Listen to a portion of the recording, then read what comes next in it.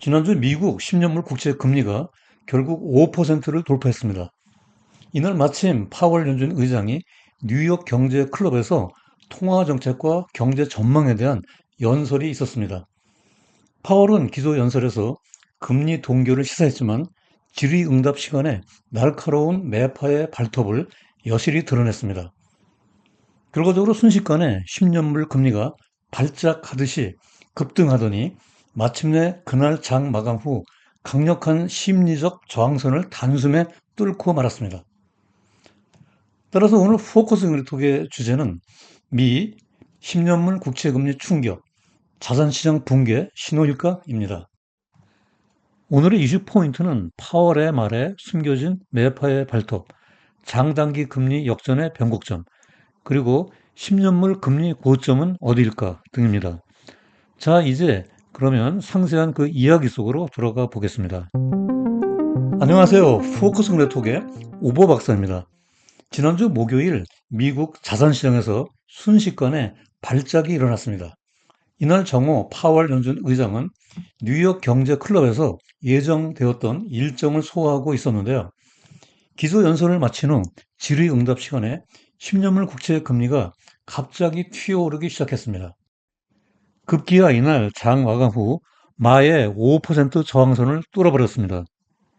글로벌 금융위기가 터지기 직전인 2007년 7월 20일 이후 16년 만에 처음입니다. 반면에 2년물 금리는 1.1% 하락했고요. 미래 경제에 대한 기대를 반영하는 장기 금리는 급등했으나 연준의 통화 정책에 민감한 단기 금리는 급락하여 커다란 대조를 이루었습니다.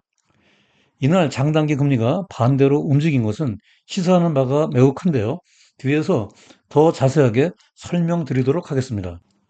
10년물 금리 폭등에 부담을 안은 뉴욕 증시의 대표 주가 지수인 S&P 500은 4,300선이 무너진 채 마감되었습니다. 그러면 도대체 이날 파월의 기조연설과 질의응답에 무슨 말이 담겨져 있었길래 뉴욕의 자산 시장이 그렇게 요동을 쳤을까요? 이날 파월 의장의 기조연설은 그가 평소에 강조하던 원론적인 통화 정책 방향, 그 이상 이하도 아니었습니다. 즉, 임금 상승률은 둔화되고 있으나 인플레이션이 여전히 높다. 중장기채 금리 상승이 부분적으로 제약적 통화 정책의 동력으로 작용하고 있고 연준은 불확실성 속에서도 결연한 의지로 2% 인플레이션 목표를 달성할 것이다 라고 요약됩니다. 이때만 해도 10년물 금리는 하락하고 있었는데요. 그러나 파월은 그 뒤에 질의응답 시간에 모든 것을 뒤집어 엎어버렸습니다. 거기에는 그가 평소에 숨겨두었던 매파의 날카로운 발톱이 여실히 드러났기 때문입니다. 즉 실질 중립금리 뉴트럴 레이트가 팬데믹 이전에 50bp 수준으로 상승했을 가능성이 있고 최근 장기채 금리 상승 이유는 기간 프리미엄, 텀 프리미엄이 올라갔을 때문일 수도 있으며 연준이 집중하는 것은 금리이며 재정정책으로 통화정책이 달라지지 않는다고 말했습니다. 중립금리가 높아지면 연준의 인플레이션 목표 2%를 높게 잡아야 하고요. 채권의 기간 프리미엄이 올라가면 고금리가 고착화됩니다. 이것은 연준의 통화정책의 기본 구조를 대대적으로 바꿔야 하는 금리와 물가의 패러다임 쉬프트를 의미합니다. 즉, 축구 경기장에 골대를 옮기는 것이나 마찬가지입니다. 설상가상으로 최근 국채금리 상승의 주범 중에 하나가 정부의 마구잡이식 국채 발행이라고 지목되고 있잖아요.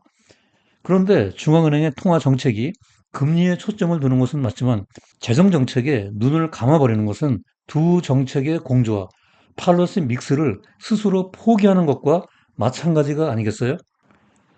이렇게 마이웨이식으로 내 길만 가겠다는 파월 의장의 발언에 시장이 놀란 것은 너무나 당연한 결과였습니다. 여기서 보다 근본적인 질문을 해봅니다. 그래서 뽀순이를 다시 데려왔습니다. 뽀순이가 묻습니다. 그러면 10년물 국채 금리가 도대체 뭐길래 자산시장이 그렇게 야단 법석인지 궁금해. 이에 뽀시기가 대답합니다. 경제와 자산 시장을 제대로 이해하려면 10년물 국채 금리의 속성을 반드시 알아야 해. 그렇습니다. 경제학 또는 채권 이론에서 10년물 국채 금리의 중요성은 아무리 강조해도 지나침이 없습니다. 10년물 국채 금리의 속성과 중요성을 아래와 같이 정리해 봤습니다. 첫째, 10년물 국채 금리는 대표적 무위험 자산의 수익률로서 다른 위험 자산에 대한 비교 평가의 기준선, 즉 베이스라인이 된다. 둘째, 모기지 또는 상업용 부동산, 자동차 대출 등 여신금리 전반, 회사채 수익률 등 조달 금리, 그리고 MMF, CD, MBS 등 시장성 상품 금리에 영향을 미친다. 셋째, 투자에 대한 벤치마크로서 10년물 금리가 상승하면 주식 투자 매력도가 저하되고 반대로 하락하면 주식 투자가 선호된다. 넷째, 경기 사이클에 따라 등락하는데 통상적으로 경기 확장기에는 상승하고 경기 침체기에는 하락하며 기대 인플레이션에 영향을 받는다. 다섯째, 마지막으로 경제적 기상도에 따라 변동하며 금융위기, 지정학적 불안 등의 경우 안전 자산으로서 채권이 선호되고 경제적 상황 호전 시 상대적으로 더 매력적인 다른 투자 자산으로 자금이 이동된다 등입니다. 그러면 10년물 국채 금리는 어떻게 결정될까요? 그것은 실질 금리와 기대 인플레이션 그리고 기간 프리미엄의 합으로 구해집니다. 이에 대해서는 뒤에서 더 자세한 설명을 드리도록 하겠습니다. 그러면 지금부터 본론으로 들어가 보겠습니다. 먼저 이론적으로 장단기 금리 역전은 단기 금리가 장기 금리보다 높은 단고 장저입니다.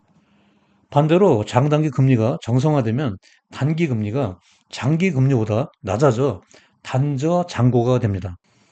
아래 그래프는 10년물과 2년물 국채 금리의 역사적 추이를 보여주고 있는데요. 동그라미로 표시된 것이 장단기 금리가 역전되었다가 플러스로 정상화되는 변곡점을 나타내고 있습니다.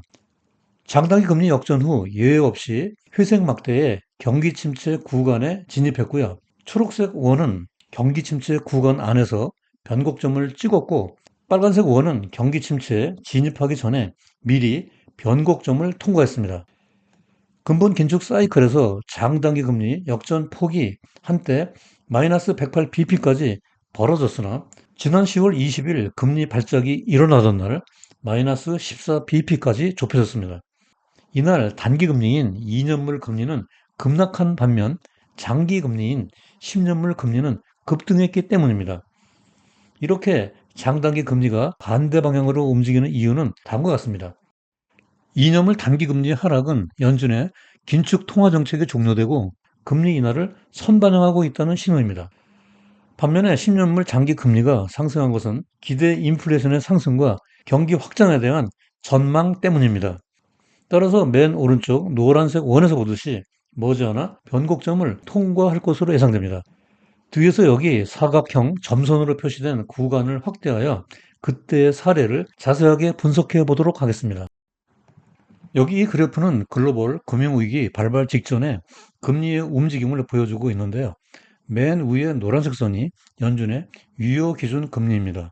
2006년 6월부터 최종 금리가 14개월 동안 5.25%에서 동결되었습니다. 빨간색 선은 10년물, 청색 선은 2년물 금리를 각각 나타내고 있고요. 녹색 선은 두 금리의 장단기 금리 차를 보여주고 있습니다. 2007년 3월부터 7월까지 장기 금리가 단기 금리보다 빠르게 상승하는 베어 스티프닝이 나타났습니다. 이 기간 중 5월 22일 두 금리가 4.83%로 똑같아지면서 장단기 금리 차는 제로가 되었습니다. 장단기 금리 차가 플러스로 전환되는 변곡점이 만들어지게 된 것입니다. 그 이후 금리 차가 평탄해지는 플래트닝을 거쳐 단기 금리가 장기 금리보다 빨리 하락하는 불 스티프닝이 나타났습니다. 그해 12월부터 회색 막대로 표시된 경기 침체 구간에 진입했고요. 장단기 금리 차는 99bp로 정상화되었습니다. 이때 10년물 금리가 4.04%, 2년물은 3.05%까지 하락했습니다. 하지만 연준이 금리 인하로 피벗하자 주가는 잠시 상승하다가 곧바로 하락세로 기울어졌습니다. 시장은 금리 인하를 반기기보다는 경기 침체를 더 우려했기 때문입니다. 다시 역사적 기간 범위를 확대해 보도록 하겠습니다. 이 그래프는 지난 50여 년간 금리와 물가의 변동 추이를 보여주고 있는데요. 이 기간을 붉은색, 초록색, 노란색의 세 가지 영역으로 구분해 볼 수 있습니다. 먼저 1970년대 초부터 2007년까지입니다. 이때 올드 노멀의 특징은 청색선의 연준의 기준 금리가 적색선의 CPI 물가 지수보다 높았고 아직 양적 완화 QE가 도입되지 않았습니다. 고금리 고물가와 중금리 중물가의 시대였습니다. 다음으로 2008년부터 2021년까지의 뉴 노멀 시대입니다. 이때의 특징은 연준의 기준금리가 CPI 물가 지수보다 낮았습니다. 더군다나 2008년 버냉키 당시 연준 의장이 글로벌 금융위기의 타겟책의 일환으로 양적 완화 QE 프로그램을 적용하기 시작했습니다. 이때부터 15년 이상 저금리, 저물가의 시대를 구가하게 되었죠. 그러다가 코로나 팬데믹으로 메가톤급 유동성이 풀린 후 지금은 또다시 인플레이션과 전쟁을 벌이고 있습니다. 하지만 이때부터 분명한 것은 앞으로 제로금리 시대로 회귀할 수 없다는 패러다임 시프트를 현실적으로 직시해야 한다는 것입니다. 최근 주요 경제 미디어의 보도 기사를 보면 이상에서의 금리 전망에 대한 분석이 월가의 컨센서스라는 것을 알 수 있습니다. 즉 블룸버그는 저금리 시대는 죽었다. 로이터는 현재 채권 시장이 2008년 이후 저금리 시대가 끝났다는 신호를 보내고 있다. 파이낸셜 타임즈는 값싼 돈의 시대가 끝나고 재정비해야 한다. 그리고 월스트리트 저널은 제로 금리 시대는 끝났고 고금리의 새로운 세상을 준비하라. 라고 이구동성으로 저금리 시대의 종식과 향후 고금리 시대의 도래를 냉엄한 현실로 보도하고 있습니다. 그러면 과연 고금리 고물가 시대가 정말로 오는 것인지 말로만이 아니라 구체적인 데이터로 살펴보도록 하겠습니다. 먼저 여기 왼쪽 그래프에서 보듯이 향후 기대 인플레이션이 1년 3.2%, 5년 2.8%입니다. 끈적끈적한 개인 소비 지출 PC 물가 지수는 3.9%로 잘 안 잡히고 있는데요. 연준의 인플레이션 목표 2%에서 한참 멀리 있습니다. 한편 오른쪽 그래프에서 장기채의 기간 프리미엄이 마이너스 영역에서 플러스 영역으로 전환되고 있습니다. 여기에다 10년물 국채의 실질 금리는 2.08%입니다. 이상의 데이터들을 근거로 하여 이론적으로 10년물 국채 금리를 계산해 보면 실질 금리 2.08%, 기대 인플레이션 2.8%, 그리고 기간 프리미엄 0.2%를 더해서 5.08%로 산출됩니다. 따라서 지난주에 10년물 국채 금리가 5%를 돌파한 것은 놀랍기는 하지만 이것은 어쩌면 당연한 결과인지도 모르겠습니다. 그러면 앞으로 10년물 국채 금리는 어디까지 올라가게 될까요? 잘 아시다시피 금리와 환율은 일기예보처럼 맞추기가 어렵다고 하지요. 그 어떤 전문가도 미래의 금리를 자신 있게 예측할 수는 없습니다. 수학의 영재라는 채권왕 제프리 건들락도 틀리기 일쑤입니다. 하지만 몇몇 연구기관에서 내놓은 향후 10년물 국채에 대한 금리 전망을 참고해 보겠습니다.